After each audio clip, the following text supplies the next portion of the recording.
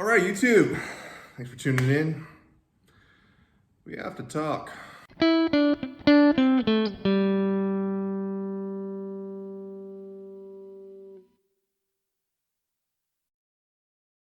So I got some major updates. The short form is that the buggy's gone. I've had the thing for a couple of years, and the only thing I did on it was put the seats on and put the front beam on. That's it. That's kind of pathetic. I had more parts than that. I didn't even mount the seat belts yet. That's just pathetic. So I decided it was finally time to move on. And you might wonder, hey, why'd you do that? Why now? I mean, you've had the thing for a while. Why not just hold on to it a little bit longer and start making some progress? And that's a great question. But to tell you that story, I have to tell you this story. I'm fat. I didn't plan on getting fat, but I got fat.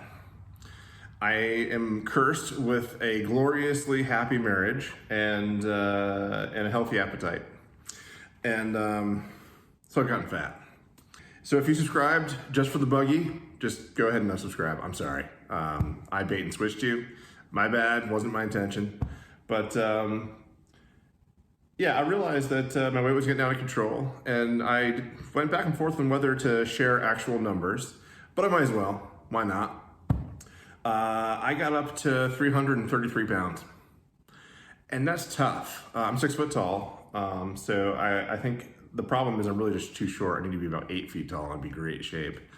The good news is that I've already lost 36 pounds, which is awesome. So I'm below, I'm below 300 pounds.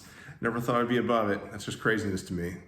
And I realized that, this is important. I'm having a hard time losing the weight on my own. I just don't have the discipline. That's cool, I got it. Got to admit defeat, just like I did with the buggy. And it's a darn good thing I did. So when you look at bariatric surgery to determine if you're a good candidate for you, the doctors run all sorts of tests.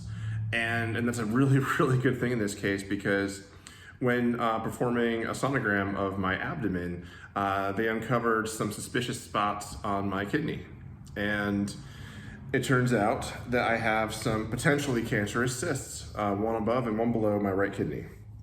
Working with my surgical team, I love saying that, like I have a surgical team dedicated to me. But turns out that really it's a difficult surgery. It's complicated surgery to remove the kidney spots.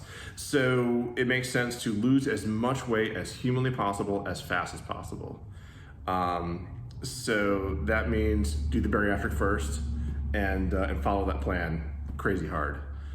So I've been following it, and like I said, I've already lost 36 pounds. I can't tell you how happy I am. But all of that is a very long way of saying that, I gotta make some life changes. And what the hell does this have to do with the buggy? Well, okay, not much actually.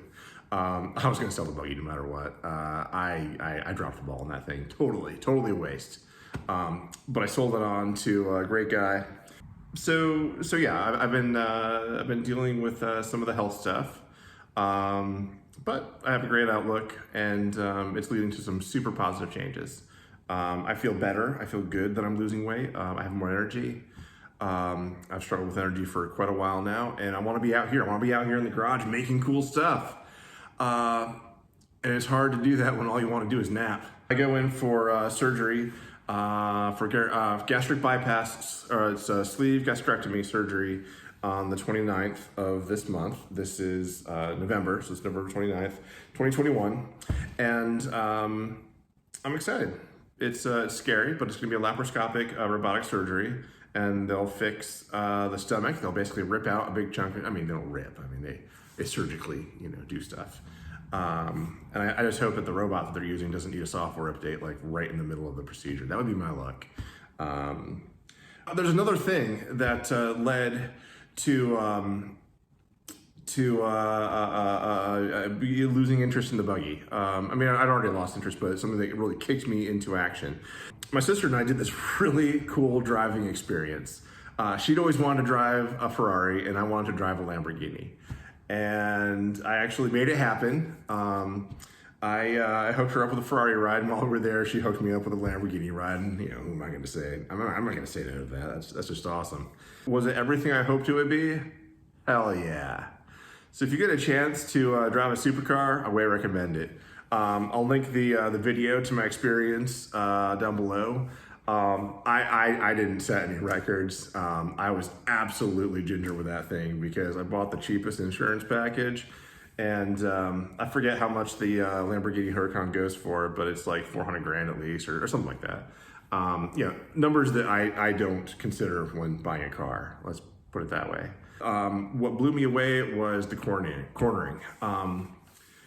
You know, in my big, you know, full-size truck, you know, I'm not taking corners at 60 miles an hour. This car can do it. I didn't go that fast around corners, but it can do it easy. What I was blown away by it was just how insanely just, you know, it just felt tuned and locked in and just glued to the track. And I had an amazing instructor, really cool guy, and I felt like we clicked. And you know, I even got to pass the other Lamborghini, which was really cool. I mean, it's not a race, but I passed him. The Huracan is not for tall people, especially tall fat people. I had to shoehorn my way in. They looked at me like, just put your head in first, and the rest will get there eventually. And so I'm actually I sold the Buggy, and ostensibly to make budget and room in the garage for a track car. And my first thought was Miata. I was thinking, hey, you know, what's the answer? The answer is always Miata, right?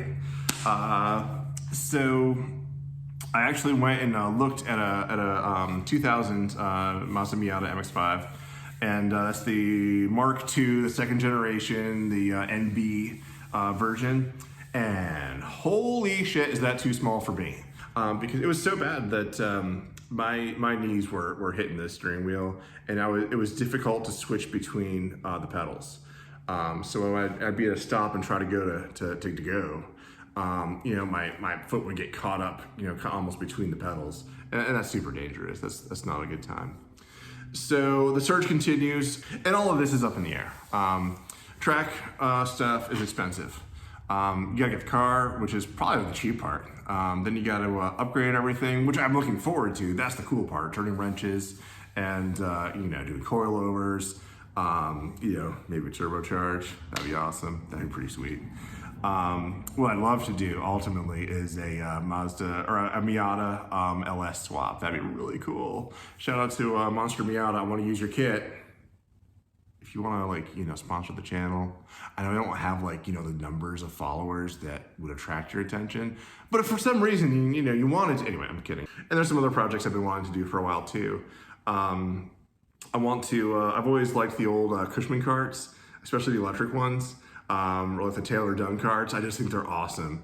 But I found one that I'm a little excited about, and I'm not gonna link it because I don't want you who's been against me. So that's another possibility. Anyway, so those are the big updates.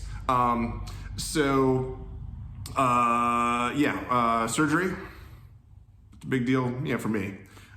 Losing weight, so my fat ass won't take up as much of the camera. You're welcome. And I'll show you some roll of the garage. I have painted the garage. Went through a couple color choices, and I settled on this. I tried to do blue because I've done gray. Like in every garage I've ever owned, I've done gray.